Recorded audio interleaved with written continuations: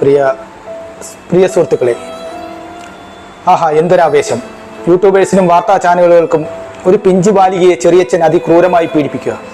ചെറിയച്ഛൻ്റെ പീഡനത്തിൽ നിന്നും രക്ഷിക്കാൻ സ്വന്തം അമ്മ തന്നെ കുഞ്ഞിനെ പൊയിലേക്ക് വലിച്ചെറിഞ്ഞ് കൊല്ലുന്നു. സോഷ്യൽ മീഡിയകളിൽ ഇപ്പോൾ ഈ വാർത്ത വൈറലാണ്. റീച്ച് കൂടുന്നു, കമൻറ്റുകൾ കൂടുന്നു, സബ്സ്ക്രിപ്ഷൻ കൂടുന്നു. ഈ വാർത്ത എത്ര ദിവസത്തേക്ക് നീളുമെന്ന് നമുക്ക് എല്ലാവർക്കും അറിയാം. കൂടി വന്നാൽ 2 ആഴ്ച അല്ലെങ്കിൽ 1 മാസം. അപ്പോഴേക്കും അടുത്ത വാർത്ത വൈറലാവാൻ വേണ്ടി റെഡിയായി നിൽക്കുകയാണ്. ഇതുപോലെ ഒരുപാട് കല്യാണിക്കുട്ടികളുടെ വാർത്ത നമ്മുടെ മനസ്സിൽ നിന്നും മാഞ്ഞു പോയതാണ്. വീണ്ടും പുതിയ അതിക്രൂരമായ ബാലപീഡനങ്ങൾ സോഷ്യൽ മീഡിയകളിൽ വരുമ്പോഴാണ് നമ്മൾ വീണ്ടും റിയാക്ട് ചെയ്യുന്നത്. വീണ്ടും കമൻറ്റുകളുടെയും പ്രതികരണങ്ങളുടെയും ഒരു കൂമ്പാരമായി വാർത്താ ചാനലുകൾക്ക് ചാകരയായി. നമ്മുടെ കുഞ്ഞുമക്കൾക്ക് വരുന്ന ഈ അവസ്ഥയ്ക്ക് ഒരു മാറ്റം വേണ്ടേ?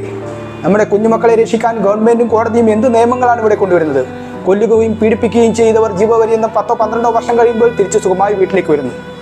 അപ്പോൾ നമ്മൾ ചിന്തിക്കേണ്ടത് നമ്മുടെ കുഞ്ഞുമക്കളെ നമുക്ക് എങ്ങനെ സംരക്ഷിക്കാം, കുഞ്ഞുമക്കളോടുള്ള അതിക്രൂരമായ പീഡനങ്ങൾ നമുക്ക് എങ്ങനെ നമ്മുടെ കുടുംബത്തിൽ നിന്നും അതുപോലെ തന്നെ മറ്റ് പൊതുവേദികളിൽ നിന്നും എങ്ങനെ തുടച്ചു നീക്കാം എന്നാണ് നമ്മൾ ചിന്തിക്കേണ്ടത്.